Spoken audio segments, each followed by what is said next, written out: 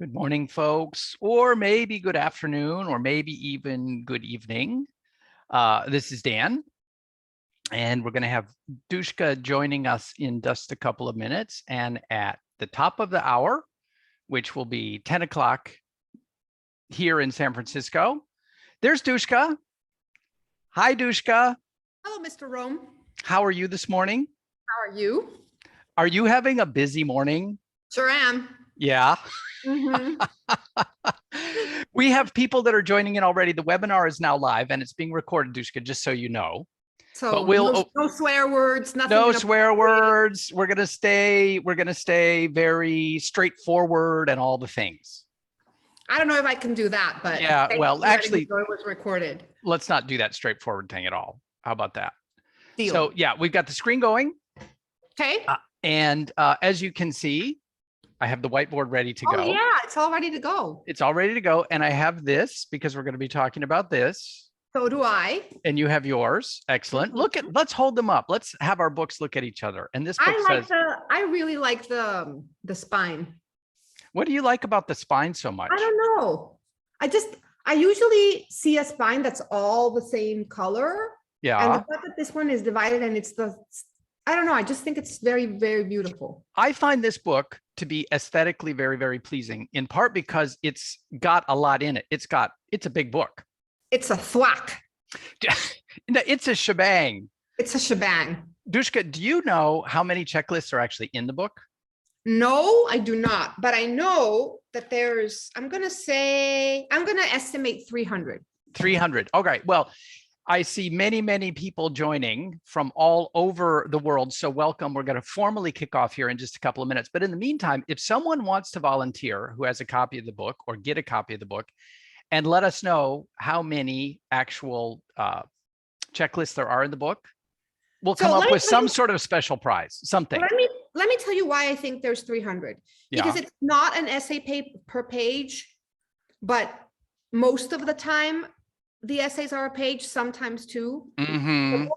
The book is a total of 390 pages. So I figure if I take 90 out and 300 is a nice round number. So it's an informed guess. So a shebang, we've just defined that a shebang means 300. A shebang counts as 180 or more. All right. I think, Dushka, it's time. Are you ready to kick this thing off officially? I am ready. Let's do it. So here we go. Yes. Welcome, everybody. I am Dan Rome. I am the founder and host of the Napkin Academy, where live once a month, but every single day, if you happen to join us, we talk about how you might be a more effective thinker and communicator, and maybe even live your life in a more happy way by drawing pictures. So that's what we do on Napkin Academy. And among other things is we have special guests. And today we have an incredibly special guest. We have joining us Dushka Zapata. Now, Dushka, I'm going to give a sort of a rambling, very, very lovely introduction. But before I do, would you just like to say hello and just what would you like to share with us first thing this morning? I'm going to say hello, and there's nothing as awkward as sitting while someone is talking about you, trying to look like you could say something smart. So I'm just going to sit here trying not to look too awkward while you introduce me. You never, ever look awkward. So here, because I'm going to make it short and sweet. So here's the thing. Dushka and I have known each other and worked together for the last couple of years. And this is actually the fourth book on which we have collaborated during that time. Dushka, for those of you who might not know her, is quite literally one of the world's most read authors with over 250 million reads on Quora. So if you're not familiar with it, you really want to look up Dushka on Quora, Quora.com, which is a question and answer site. And Dushka is one of the top 5 writers on Quora, where she has 250,000 daily followers and has just published something like her 8,755th essay. And Dushka, yeah. 14, but that's books. So I got lots of numbers here. And one more number is among all of the writing that Dushka has done, she collects it and then periodically publishes her essays in the form of a book. And Dushka, you just answered the question. How many books does this now make? That's number 14. And let's talk a little bit, Dushka, about the title of this book. For all I know, just tell us a little bit read us what's on the cover. Tell us at a high level what's the book, and then we're going to talk about where the title came from. Okay, so the book is called For All I Know, A Shebang of Checklists for Life. And it is a collection of, whenever I run into a question on Quora that inspires me, I write an answer. And sometimes the answer comes out in the form of a checklist. And I realized this a couple of years ago, and I decided to set aside the answers that were in the form of checklists to collect them into a single book. I think a checklist is just easy to remember. It's satisfying to check off. A lot of things that I think really help in life have to do with a practice of things that you do over and over. So it's just good to see that you're remaining on top of the practice and doing them again and again. And it just seemed to me like something that was like very satisfying and very, very easy to read, and just good things to think about. So sometimes I can't really focus on reading a full book, but I think if I read a checklist and then sort of like ponder on it, it's just a very good thing to do. It ingrains healthy habits. Mm-hmm. It gets me thinking in the right direction. Sometimes it even course corrects like an inner critic. So I thought, if I love lists, I bet other people do too. And so I ended up collecting the lists. This is going to be super free form as we go. We have a loose structure behind it, but I already want to pick up and go a little bit off script already, because you said something quite fascinating. And I know enough about the way you work. You mentioned the word practice, that mm-hmm. you make things in life a practice. What does that mean? And why should we care? Because it's an important word. What does that mean to you? Yeah. So to me, a practice is something that you go back to every single day. A lot of people in the world, I know this because I spend a lot of time on a question and answer site. Mm-hmm. A lot of people in the world have questions about how to do something. And I think the assumption is, how do I do this? And my answer is, you have to keep at it. It's not an act. It's keeping at it. So a common question and an easy example might be, how do you write books? And my answer is, I don't know how I write books. All I know is how I can write an hour a day. And I do that every day. And it's a practice. And I very rarely miss a day. And if I miss a day, it's because I'm writing about something else other than something that's in my head. If I miss a day, it's because I'm busy writing for work. And at the end of a year, I have a book. And I think that, I look at a very difficult yoga pose and I think I can't do that. And then I go to yoga class every day, or with a certain degree of frequency, like a discipline. It doesn't have to be every day. It can be 3 times a week, 4 times a week. And then one day I do this pose that I thought was impossible. And I'm like, oh my God, practice is the difference between I can't do that and I can absolutely do that. And I think it's a superpower. And I think many of us underestimate that it's available to us. So I think a lot of things that I don't know how to do, how to love yourself, how to be better at relationships, how to get promoted, how to write a book, like all of these things are, you decide what the small steps are and you go back to them every day. And it is unbelievably powerful, and it has changed my life. So in fact, you wrote a Quora post recently about exactly this, and I remember it. It's encoded in my mind because I drew a simple little picture for you of it, where the idea was, we have this kind of heroic notion that the way big things get done is by taking giant leaps over tall buildings. And you wrote a post, it's about practice, that kind of undermines that sort of heroic belief. Tell us just a little bit about that. You're lucky I remember the post and that I know what you're talking about. I could draw it for you again if you need it. I'm going to tell you what you're talking about. Well, what you're talking about is the rom-com, which is the act in a romance movie where he gets out of the car in the middle of traffic, runs towards the airport, jumps security in the airport, and declares his love. And because we've been shown by the stories that we see that love is in this grandiose act, when really love, in relationship of any kind, not just romantic love, is in the day-to-day. It's in the day in, day out. I'm going to be patient with you. I'm going to forgive myself. I'm going to forgive you. I'm going to check my expectations. I'm going to check my assumptions. Like, anything that we do that is powerful is what we do day in, day out, not in the grand gestures. So I think grand gestures are great, but I really think that relationships fail if you are not in the day in, day out. Anyone who has been in a very long-term relationship knows that the secret of it is what you do with it every day. So you've just given us two examples of where practice a little bit every day makes a difference. The first example you gave was, how do you write a book? Because for many people, the writing of a book is a monumental, overwhelming task. And you've just told us you do it by practicing a little bit every day. So that's a book. And then you've also just told us about a relationship, also potentially a giant, momentous, monumental task. And you've also told us that the way to do that is a little bit every day. And so many other things, Dan, how to manage your emotions, how to be a better person, how to be more successful, how to be less overwhelmed, how to be less scared, how to face your fears, all of those things. The answer is a tiny, tiny little bit at a time, how to get in shape. I write a lot about getting in shape because I think that it sounds very superficial, and it's actually a way to show up for yourself every day. It's actually a very deep practice.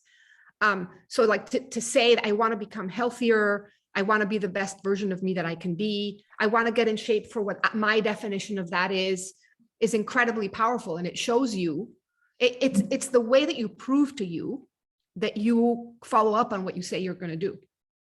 So I'm hearing you weave together for us, Dushka, is a really interesting connection between this daily practice of all these things, whether it's getting in shape, being in love, maintaining that relationship, writing a book, and then this notion of checklists, which are little bits that are digestible. So there's a real parallel there, isn't there? Between Absolutely. Checklists are, well, make that connection explicit for us. Well, how does a checklist relate to a practice? I originally wanted to title the book A Practice for Life, or something like, I wanted the word practice to be in the title. And then I realized that not all the checklists were necessarily actual checklists.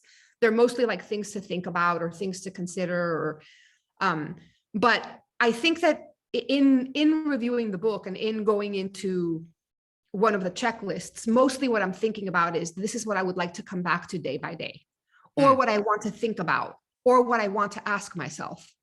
And I wanted to deliver it to people, mostly to myself, but also to people in a very easy to digest way. So that was what you were originally going to title the book. Yes. But in the end, it became this title, For All I Know. Can you tell us a little bit of the story of where that title came from? And as you do, as you story tell, I'm going to draw on the whiteboard very quickly a little bit of a stick figure drawing of the story as you tell it. Is that okay? That is absolutely so fantastic. Take it away. You do your thing and I'm going to do my thing at the same time. Okay, perfect. So you and I were walking down the street and discussing, basically you were going to design the book cover, and you told me that it was very difficult to design a book cover if you didn't know the title of the book, which sounds incredibly unreasonable, but whatever. So I was just basically brainstorming, and I was saying, I think that this book might be a collection of everything I know. Like in the form of lists, I sort of collected in one book everything I know. But saying everything I know, A, is not very much. I genuinely don't think I know very much. And two, it sounds a little bit presumptuous to say everything I know as if it was very much. So, and I also want the word checklists, and I think that they're checklists for life. And we were like, sort of like, is it checklist? Is it practice? Is it everything I know? But do I really know that much? What is everything I know? Like all of these discussions. And suddenly you said, well, you may be right. It may be something. And I started singing, You May Be Right, the Billy Joel song. I may be crazy. Yeah. Exactly. But it just may be, right? That song. And then in the chorus, he says, for all I know, it may be wrong, but it may be right. And you said, there's your title, For All I Know, which is a little bit like comprehensive, but also full of self-doubt. Like, for all I know, here it is. And so that's how we came up with the title. And it was one of those moments walking along down the street, and all of a sudden this idea of everything I know, which I hadn't realized you were thinking everything I know might not be very much. Because I was going to say, given everything that I've learned from you about what I think you know, this book would be giant. Dushka, did you come prepared with the stack of all 14 of your books? Do you have all of your books there around you? And do I follow through on instructions I am given? You do. So just to give a sense of, here are some of the things that Dushka knows. Well, it's all right. Are you going to topple over? Okay. So that's a lot of things to know. And so this one is For All I Know. Now, with that behind us. I don't think this is all I know. I think these are suggestions. Oh, I think these are like, here are things that have worked for me and I hope they work for you, but I don't think they're always right. well, there is no way we're going to capture everything you know, even in 14 books. But I'm guessing, this is getting ahead of things, but towards the end, preview of coming attractions, we're going to talk about whether there are more books coming. But before we do, I know that you wanted to. More books coming. Are there? You want to go there right now? Sure. All right. So what's coming? And then we'll get back to having you actually read from this book a little bit. I don't know exactly what's coming, but I can tell you that I collect what I've written on Quora and put it in different folders and like sort it through subject matter. And I have at least 6 books like well on their way. So of course there will be more books. Of course there will. Okay. So the structure of For All I Know is there are 3 distinct sections. Yep. And if we just shorthand what those sections are about, one of them is about getting to know me. One of them is about relationships. And one of them, just to give it a shorthand, is more about journaling or how might I learn more about myself. So we have 3 sections. Dushka, would you pick a checklist from the first section and just read it for us? Give us a flavor of what the book is like. Yes, look at the sections. I'm ready. I'm ready for this assignment. Hold that up to the camera, because how beautifully paced are each of the 3? You know I like symmetry. You love symmetry. This is beautiful. Okay, so take us away. All yours. So the first section, as you pointed out, is about, I call it about self. I think that we see the world more clearly when we know ourselves clearly. And a lot of the books that I've written lately are structured starting with myself. I think that that's what I have the most control over, where I can affect change. So I usually start with myself. So I'm going to read you one sample list from that first section. And it's called emotional maturity. And the idea is how to be more emotionally mature. And the reason why you want to be more emotionally mature is because the world hurts less. When you are more emotionally mature, you suffer less. And so this is the list. Emotional maturity. To any degree, practice the following: more responsibility, less blame; more truth-telling, less truth smudging; more boundaries, less people pleasing; more awareness regarding what I need, less pushing aside what I need; more validating myself, less expecting others to validate me; more self-care, less dismissing self-care as selfish; more self-compassion, less berating myself; more forgiving, less grudges; more self-forgiving, less regret; more awareness of my patterns, less falling into my patterns; more pausing, less reacting; more this is not about me, less me-centric; more asking, less assuming; more self-evaluation, less judgment of others; more surrender, less control; more flexibility, less rigidity; more resilience, less despair; more self-trust, less self-doubt; more learning, less coasting; more acceptance, less inner war. Wow. So as you can see, that's quite the list. That's quite a list. There's a few in there I want to call out. As you were going through it, a couple of them caught my attention. Dushka, can you tell us a little bit more? Because I know this one can be, well, I say it's contentious. It's only contentious because I've heard you say it before and I still struggle with it. Tell us a little bit more about this notion of more self-care and less worry about being selfish. There's many of us suffer from the idea that the more I take care of myself, the less I'm taking care of someone else, and therefore I'm selfish. Tell us a little bit more about that. I love that question, because saying that I'm responsible for myself, assuming someone else is responsible for me, is the definition of selfish. Others are supposed to take care of me. So if I'm taking a step forward and claiming that I'm responsible for me, how is that selfish? That's the definition of responsibility.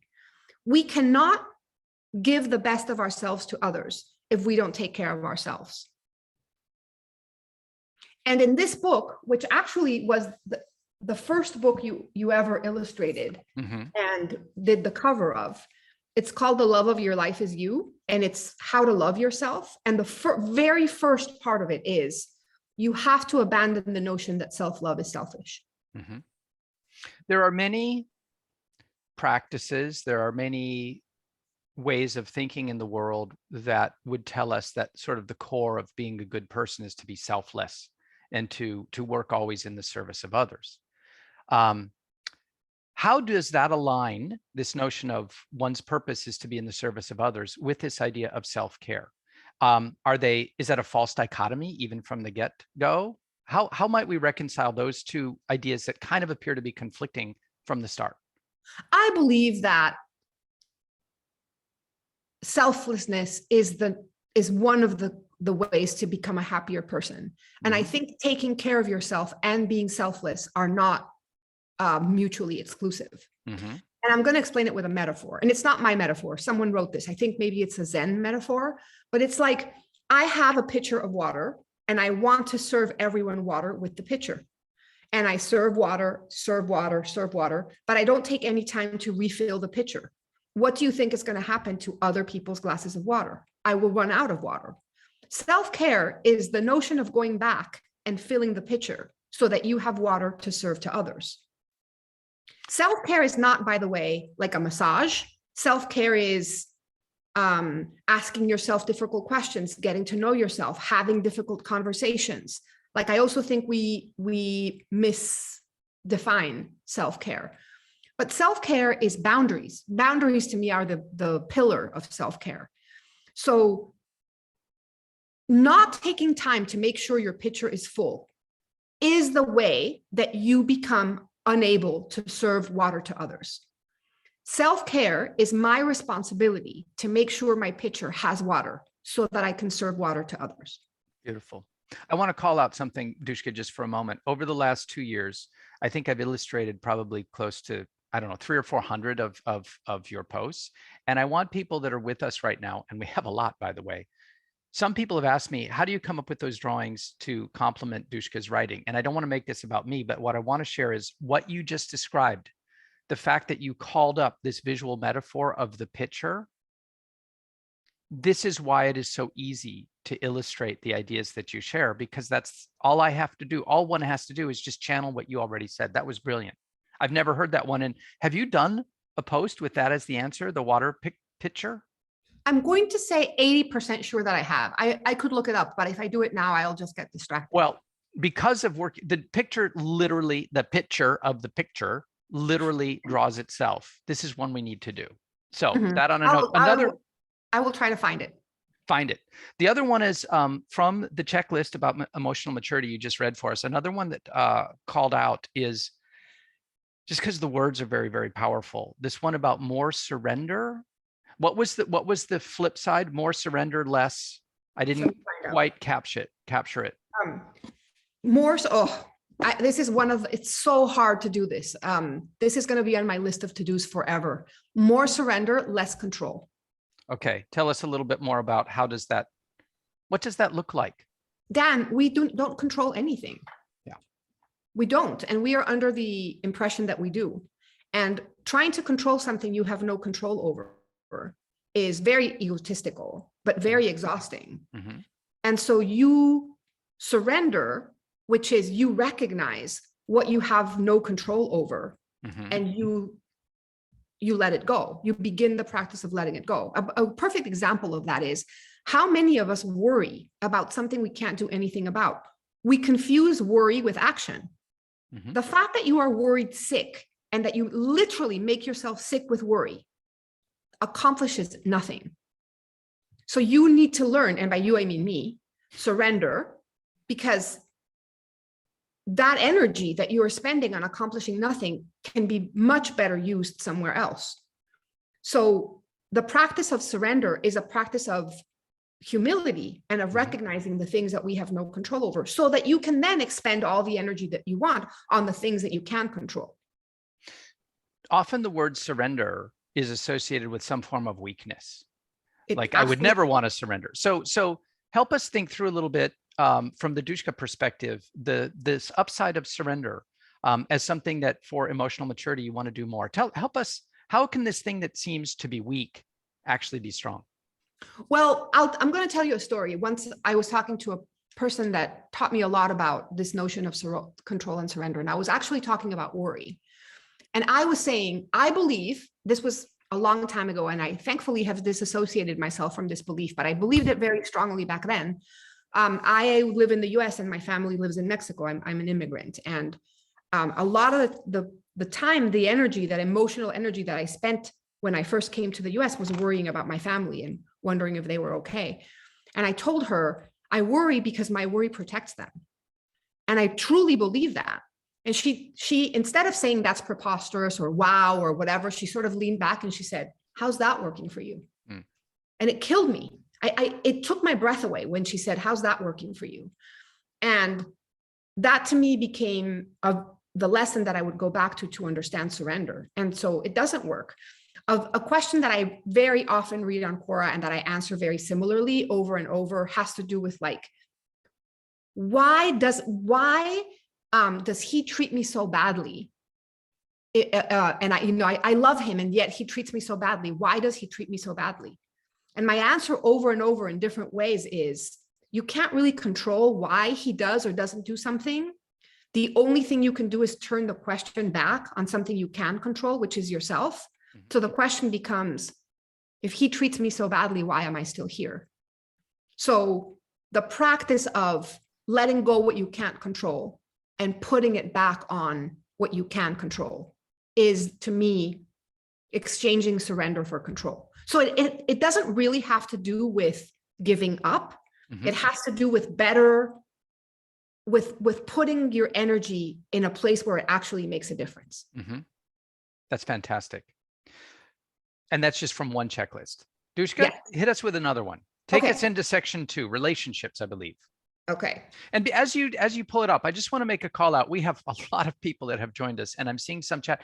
Along the way, if any of you have a question that you would like me to ask Dushka, please just go ahead and put it in the comment section. I'm going to be monitoring that as we go. But if you do, let me know. Dushka, take it away. Checklist number 2. Okay, so I'm just going to preface this by saying relationships are the bane of my existence. I find them incredibly difficult. I have multiple times decided that I'm through with love because I cannot handle the difficulty of relationships. And I consider it a source of unbelievable bravery and tenacity that I'm ever in relationships at all, because I find humans impossible to understand. So whenever someone reads an essay and says, oh, you know so much about relationships, I'm like, if you only knew how clueless I am about relationships. So I think that what the things I've learned about relationships that I could share with people on this call have to do with what I was speaking about at the beginning of the call, which is the practice. Just like, it's not about doing something or not doing something, but about having the discipline to coming back to it all the time. And then the practice of boundaries. So this list is in the relationship section, but the title is, please don't be sorry for these. And it's a list of things we should never apologize for. And I made this list because I apologize for these things all the time. And so it's one of my checklists and my practices is to stop apologizing for these things. So I thought I'd share what you never again need to apologize for. I can't wait. I am sorry for setting boundaries. I am sorry that I have feelings. I am sorry that I have a question that I need clarified. I am sorry that I don't know. I am sorry I can't attend your party. I am sorry that I didn't get back to you as quickly as you wanted me to.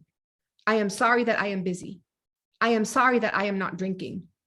I am sorry that I'm ordering a salad. I am sorry that I need time alone. I am sorry that I'm not feeling well. I'm sorry, but no.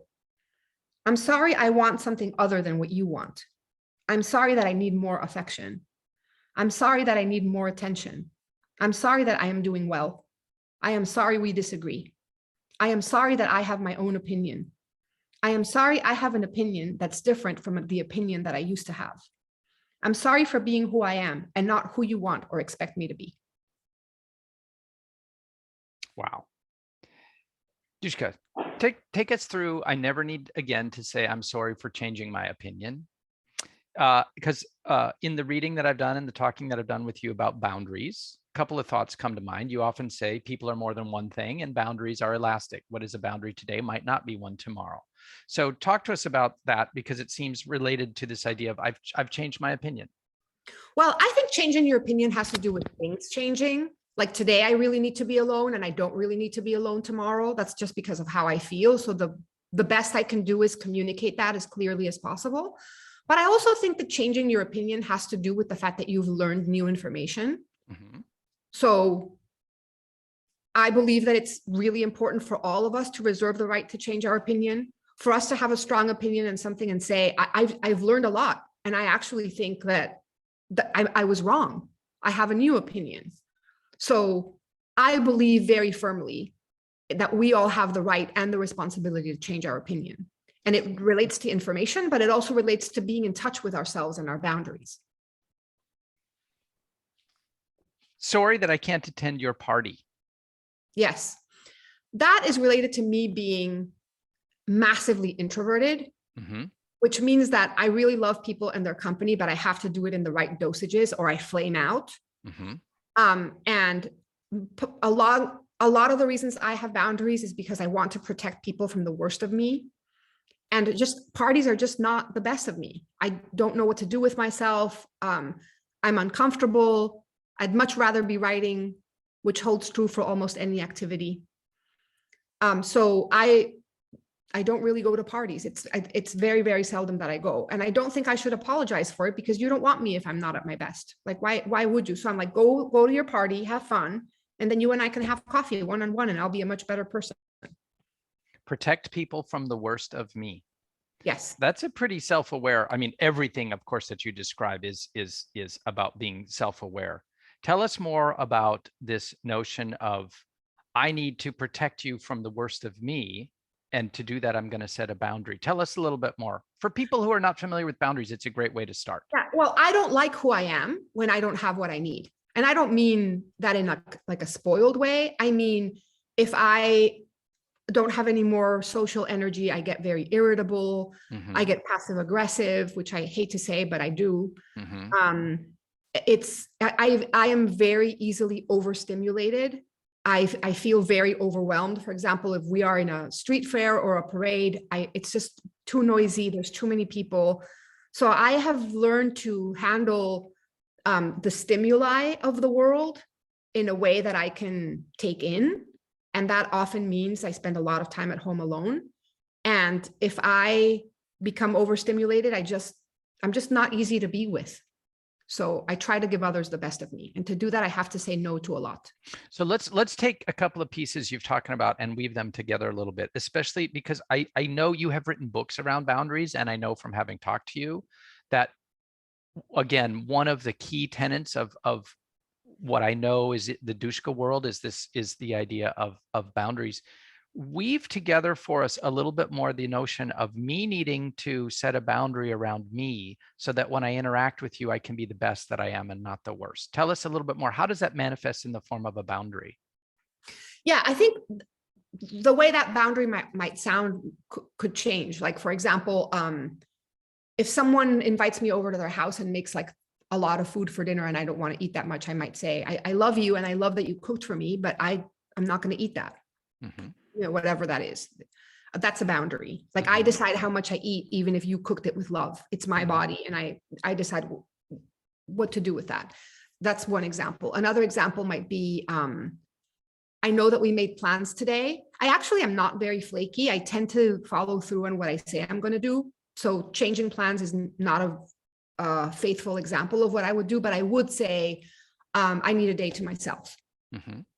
For example, if I'm traveling or if I feel like another person expects my company, I might say, I can have lunch with you, but then I'm going to spend the afternoon with myself. Or I would love to go to that movie with you, but then after the movie, I'm probably going to go home. In particular, if the movie I adore special effects. And then when I go see a special effects movie afterwards, my brain short circuits. So I just need to take myself home.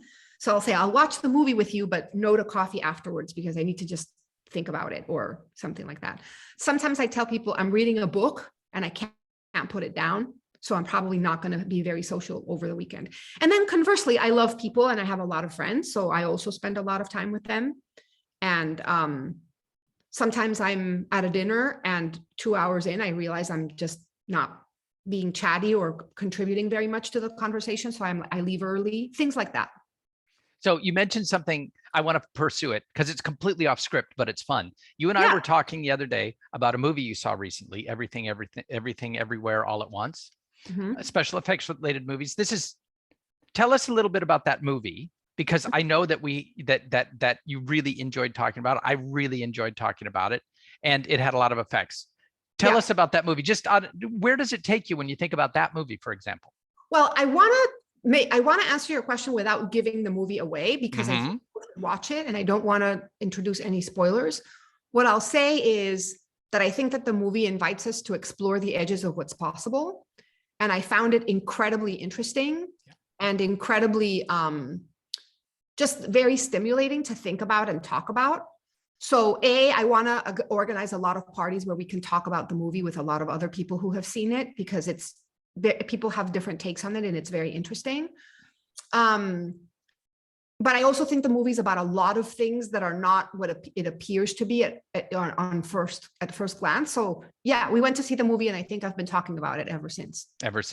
Okay. So let's go on to checklist number 3 now. Yes. So we've reviewed, let's just take kind of a milestone check. What we've done is we've talked a little bit about the section in the book that was related to thinking about myself. We've talked a little bit about thinking about relationships. And now we're going to go into, how would you define this third category? I put one word up, journal, but that's not really the category. Describe the category and then give us a list.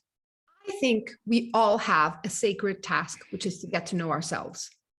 And I'm going to speak for myself for a second, but I think this applies to you too. I am an incredibly complicated, difficult to get to know person. And that applies to all of us. We are beautifully complex and intricate people. And we change our minds too. So I think getting to know yourself is a forever practice. And so a lot of people on Quora ask me questions that I don't know how to answer about them or about me. But I basically answer the question by asking more questions so that they can arrive at their own answer. I try not to answer for other people. I try to say, well, I don't know what the answer is to your question, but I can tell you how I got to my answer. And so I have a collection of essays that are like lists of questions to get to answers. Or here are some things that you can experiment with, even if they're not questions, that I think will help you get to know yourself better. And so I call that section of the book journaling questions, because to me, writing them down and answering them is sort of an exercise in getting to know yourself. And I also think that you can answer them every day and probably come up with different answers. Perfect. So the essay that I'm going to read you now is a question that I loved it when I saw it. Most of the questions that I answer, I fall in love with. I think they're so fantastic. And the question is, people always say, try new things. Like what? Like what new things? And so I came up with an answer that is, I think, just it allows you to explore yourself, even if it's not specifically questions. So here's the essay to go with that question. So people always say, try new things. Like what? So my answer is, in the morning, do you drink coffee? Drink tea. Do you eat breakfast early? Try eating breakfast late. Does your inner voice criticize you relentlessly? Find the one who supports you and turn her volume up.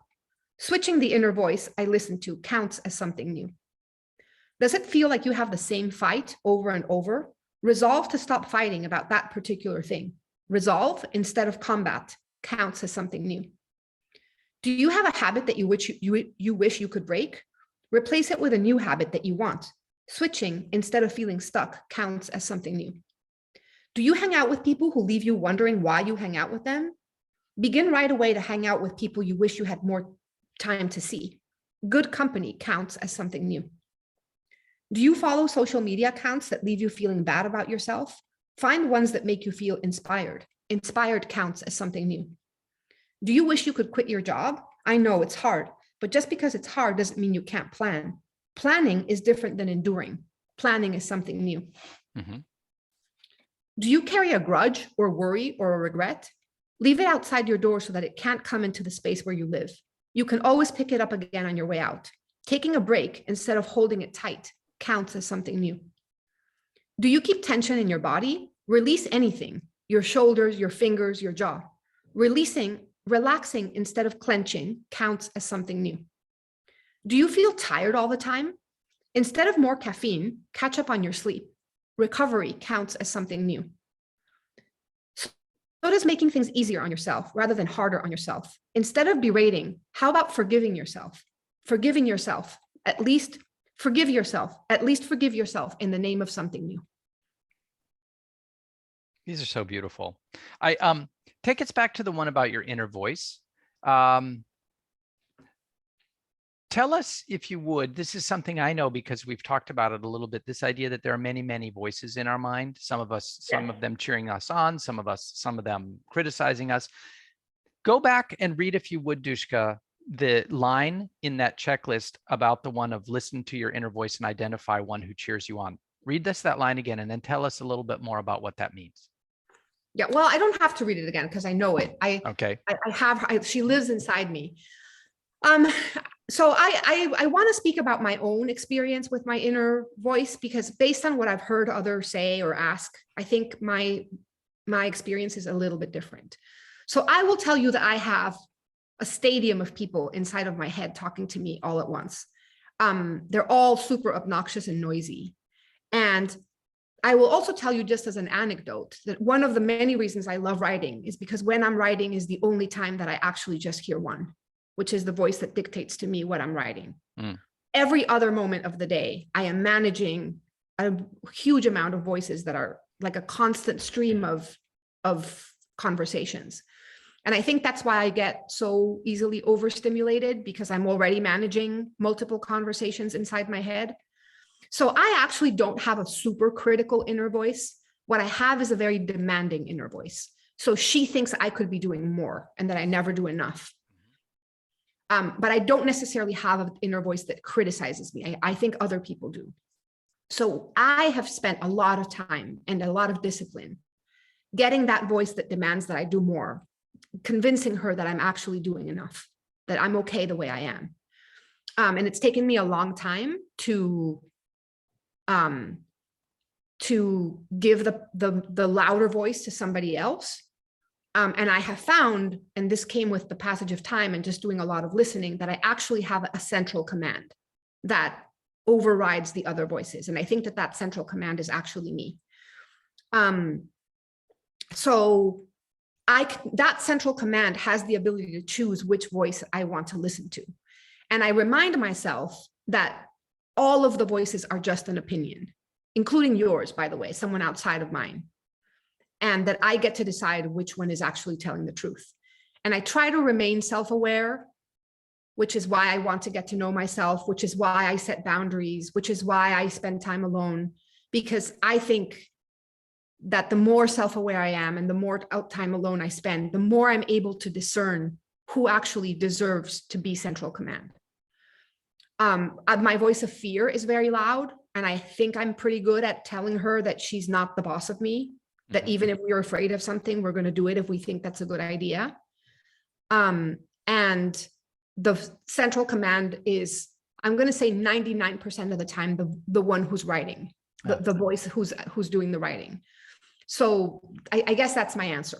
I think we all should explore our own experience and choose the voice that we want to listen to. What I can tell you and everyone on this call is that if there's a voice inside you criticizing you, she or he is wrong. We are actually amazing. Humans are incredible, and don't believe the voice that criticizes you. You once told me something about this. I want to dig a little bit deeper into this because I find it, of all the things that we've talked about today, one of the most beautiful is this notion of central command and the voices in your head, and we're going to talk about it.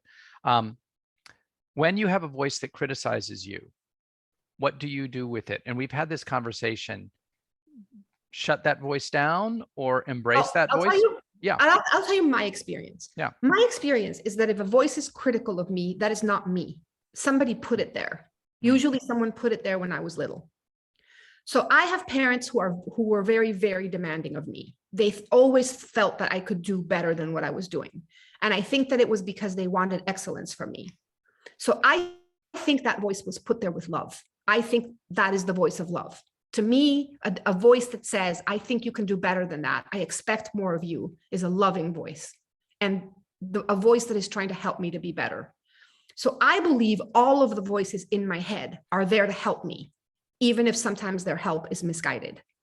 So whenever I'm managing a voice, any voice, I start with thank you. Thank you for helping me. Thank you for looking out for me. Thank you for wanting what's best of me. Thank you for trying to protect me. Mm-hmm. I do not think I have voices inside me that wish me ill. And I believe in my heart that that is true for everyone. And I think that when you start seeing your inner voices as allies and stop seeing them as enemies, regulating them becomes a lot easier. So when a voice inside me is critical of me, they're trying to keep me small so that I don't get hurt. So I start with, thank you so much for your help. I don't need your help. I'm going to go do that anyway, but I appreciate it. I think you're in a panic, and I think that you need to take a breath. And I think that probably that's not a good idea, but I'm going to do it anyway. So in answer to your question, I start with thank you. You wrote a post about this some time ago, and I remember it. It's over a year ago because I drew an early picture of it for you. And we were having this conversation, and I remember the sort of the metaphor was for people who are into science fiction. You can think about Star Trek, or, you know, there you've got the command center of the spaceship, and in the middle is the captain, but around him are all of these other people, all of whom are very important, all of whom have jobs to do to guide the spaceship, you know, safely through space.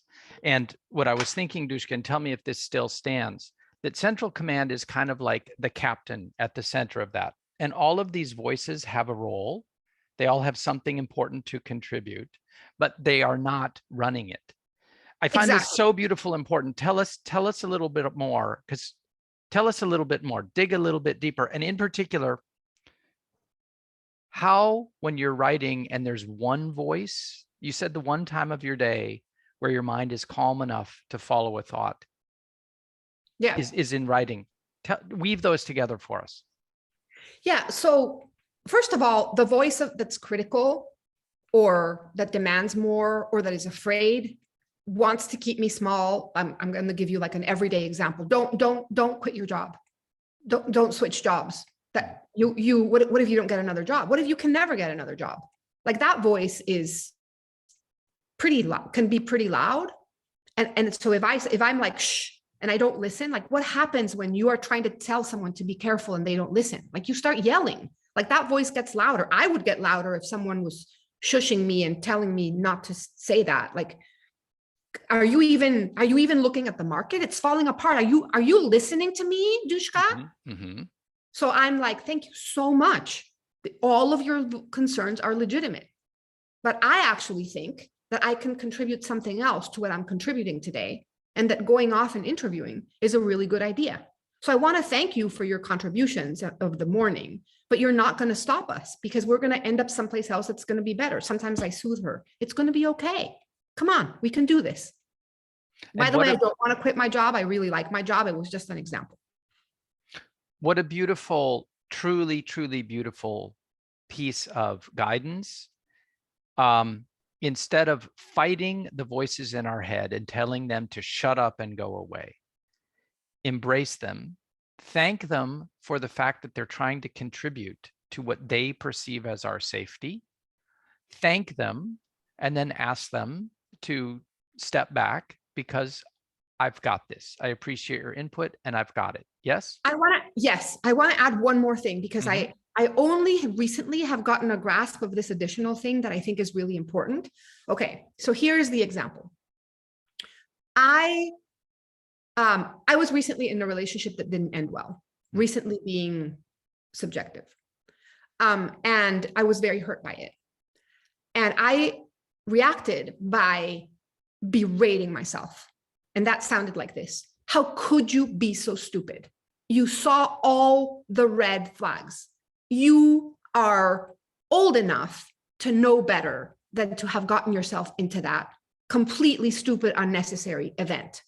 Why did you not listen to yourself when you got into that relationship? And I realized that of all the people who come talk to me about their heartbreaks, I would never say to someone, Dan, how could you be so stupid? Mm-hmm. You should know better by now. And I was like, oh my God, I am so hard on myself. And I learned that I have to bring self-compassion into the mix. I have to treat myself like I would treat me as a child. Oh my, Dushka, come here. Come here. I am so sorry that you were hurt. I am so sorry that that happened to you. Good for you for being trusting and open-hearted. Mm-hmm. And it was so much easier for me to get better and heal from my heartbreak when I was actually treating myself with self-compassion. So self-compassion, the way that I understand it and the way that I could like digest it and process it was treating myself like I would treat 6-year-old me. And I have a picture of 6-year-old me by my bed, and I look at her every morning, and I try to go through the day treating myself the way that I would treat her. Wow. And the flip side of that is, don't say to yourself the harsh things that you would never say to one of your closest friends who was in trouble. Treat yourself the same way you would your closest friends. Is that right? Exactly. And I think people who have a more critical inner voice, like you suck, how could you be so incompetent? I think that the voice is coming from the same place of like trying to protect you, actually being on your side in a misguided way. And I think you saying, wait a minute, is that true? Like, do you really suck? You don't suck. It's not that you should have known better. It's that these things happen in relationships. It's going to be okay. And little by little, you change the pattern of your inner voice. And it's constant work. It's a practice, but it works. And it works for all of my voices to feel heard. Okay. Thank you, Dushka. Wow. As we move into maybe the last 7 or 8 minutes of this, can we maybe go to Q&A? There are a couple of thoughts that are come in. We don't really have any specific questions. We have a few people who've pointed some things out. You're looking at it as, are you looking at the Q&A as well? Yeah, but I'm not really reading it because I feel like if I focus on too many things at once, my brain is going to short circuit. So I got you on that. And what I'm seeing come through is a lot of very, very thoughtful support of the messages that you're sharing with references to other material, but nothing yet specific in questions to you. Okay. So if someone has one, but I do, and I want to change it up just a little bit, because what we've witnessed for me in the last maybe 7 or 8 minutes is, of all of the things that you have shared so far, something that really touched my heart and my inner being as something I should practice better, which is this. We're going to just shorthand it by saying, listen to central command, listen to the voices, positive self-talk, and when it's negative, thank the voice. But here's the thing. You've told us, Dushka, that there are 300 checklists in this monumental book, this beautiful book of yours. So how, given the incredible richness of all you know that's in here, how do you think people should read this book? How might someone approach this? There's so much. What might be some thoughtful ways of working your way through it? Just how do you think people ought to read it? I think like a river. Say more. First of all, in a river, the water runs. So you can get into the same spot of the same river and be in a completely different river. Mm-hmm. But I also think you change. So if you get into the same spot of the river, you are a different person and see things differently. So I would say grab the book, open it on any page and repeat. It will always be new, even if you hit the same page. Okay, perfect. I want to read one essay. It's very short, and you didn't ask me to read another one, but I grabbed the book and opened it on randomly, and this came out, and I think it's nice, and I want to read it. Give it to us. Okay, it's called Inevitable. And it's a list of inevitable things. And it really helps me to remember things that are inevitable, because sometimes something happens to us and we're like, oh, what a disaster. And I remind myself, this is not a disaster. This is life. These are the things that happen. So I want to read you a list of inevitable things. And then maybe if anybody has a specific question, I can try to answer, which is very relative because I don't know what the question is. Okay, inevitable. Everything will change. You will outgrow people important to you. You will love the wrong person. You will be the wrong person. You will lose everything you think belongs to you. You will feel lost. Things will end. You will fight. You will make mistakes. You will experience regret. You will experience unhappiness. You will take something incredibly valuable for granted. You will experience injustice. You will experience astounding good fortune. You will seize opportunity. You will miss opportunity. You will witness something completely unsolvable resolve itself. You will fail. You will not know what to do. You will be afraid. Time will pass. As it does, it will feel slow. As you look back, you will wonder where it all went. You will get old. Every part of you that is now spry, supple, nimble, springy, and lustrous will get brittle, creaky, rigid, unyielding, and dull, but only if you are very lucky. Wow. I almost want to stop it there, because what could be any better than that? But Dushka, we're not done. It is inevitable. It is inevitable that there will be one more question. Hit me. Oh, by the way, Dan Cassetta has just posted to everyone that for those who are following along, the inevitable list that you just read is on page 150 of the book. Thank you, Dan. Shiva Shetty has a question for you, which I'm not going to ask you to answer right now, but I want you to percolate on it while you answer the next question. Shiva has asked, as a Quora super expert, what was the most interesting, provocative, or clever question you were asked on Quora? Oh, so I have the answer. Give it to us. What is it? I have it. And I wish I could dig up the answer, because I probably can, given a little bit of time. Somebody asked me, this is one of my favorite questions. I am blind. Can you tell me what it feels like to see? And I loved that question. Oh my gosh. My answer is a very short answer that I think I can dig up if you give me a moment. But the answer is very short, and it took me 6 hours. It is the most amount of time that any question has ever taken me. And I love it. I loved the question because I thought it was just a very beautiful thought exercise. Dushka, while you dig it up, I'm just going to use this as a moment to give our many viewers and listeners some places where they can follow up. If you're enjoying listening to Dushka, by all means, Dushka Zapata, that's quite a handle she has. That's a name that is not duplicated anywhere in the world. So if you just do a search for Dushka Zapata, you're going to find her. At Dushka Amateur is the handle on Instagram. You can look up Dushka Zapata on Quora and find her there. If you're interested in any more of the type of work that I do, that's sort of the visuals and the drawing, I'm really easy. I'm on Instagram at dan.rome. Or of course, if you want to follow up, I invite anybody to take a look at NapkinAcademy.com or just simply danrome.com. So that's where you can follow up and find us. And with that, Dushka, this is going to be the last post that you read for today. And then I have one final question for you. So take it away. Okay. So the question is, I'm blind. What does it feel like to see? And what I tried to do when I answered it was to not associate any of my words with something related to sight. So I wanted to not say bright, et cetera, et cetera. So I was like, if I was blind and I was explaining this to a blind person, what would that sound like? Okay, the answer is, when was the last time you looked forward to something, like a visit from the person that you loved? Do you remember how you felt early on the morning of this anticipated occasion? The day you'd been waiting for stretched out immediately before you? That's green, the tight, certain potential of a bud. On a hot day, walk in the cool rain. The drops hitting your skin are what it feels like to see something sparkle. Each pelt holds a diminutive, delightful surprise, even as you're feeling it. Listen to any song by Alicia Keys, loud and full and scratchy. I think her music is red, insistent, impetuous, and demanding. Red is hard to look away from, and it likes it that way. It's always such a show-off. After a generous, salty dinner, hold something cold and sweet in your mouth, like a watermelon or an orange. That's what yellow feels like, a burst of refreshing energy that lifts your spirits without being saccharine or tiresome.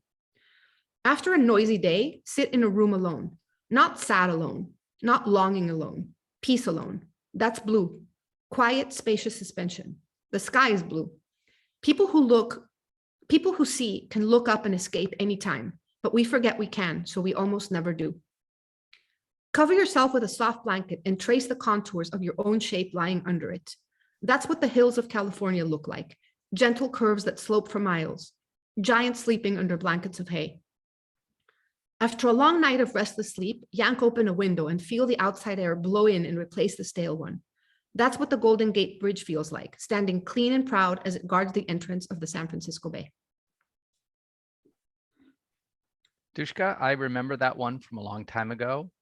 I'm glad you called it up. It's one of the most beautiful pieces of writing you've done. We're going to have to wrap this up very, very sadly. Boo. I know. Here's the only question I want to wrap with is this was your 14th book. You've told us that you have at least 6 more coming up. What made this one particularly special for you? Or of all the books that are out there from Dushka, what might make this one one that someone would really, really want to read? The checklist one? Yeah. I think it's just easy. I think it's deceptively easy because reading a list, we always have time for a list. Mm-hmm. You can read a list between one call and another. And it just gives you something to think about that is like constructive and that's good for you and that's nourishing in the incredible amount of horrible news that we are sitting in right now. I feel like a lot of people find, at least I know that I find it hard to focus because there's so much unsettling, disquieting things going on. And I think a list is a quick refuge. So that river that is this book, the river that you can step into with one quick little step and another little step, to me, to your earlier point, feels like the color of silver. Thank you, Dan. Dushka, it is such a delight to have you share with us. The book is called For All I Know. It's available on Amazon. Wherever you are around the world, this is available on Amazon. Full disclosure, I did do the drawings. I helped Dushka a little bit with it, and I love the story of how the title came about. Show the drawing. That you did a drawing that separates each section. Just show one. I mean, I would love it if you showed all of them, but I know there are many, many drawings, but one, for example, is here's the list related to the drawing, self-care. I love your drawings. They're so beautiful. Well, and who's the character who occupies almost all of those drawings? We've got her on the phone. Dushka, thank you so much. One last thought for everybody, and then we'll just sign off right here. Hey, Dan, how can I later see what's in the chat or in the Q&A? Dushka, I'll save the chat for you. And we're going to wrap this. Dushka, give one more thought to all of our people as we sign off, and then we'll wrap it up. Dushka, one last thought for everyone. My last thought is one of the questions that you asked me when we first started working together. We were sitting in the park because that's what we did back when things were in full, deep pandemic mode. And you were looking at me and I was like, what are you thinking? And you said, I'm thinking that I have to figure out how to draw your hair. Aha, and we figured it out. Yeah, and I love that anecdote. It was such a funny thing to say. Dushka, thank you so much. Thank See you you so soon. much. Thank you, everybody. Thanks to everyone for coming. Absolutely. And we'll make the recording available, and I'll post it on YouTube and send a link to everyone who participated. Thank you. Bye. Bye.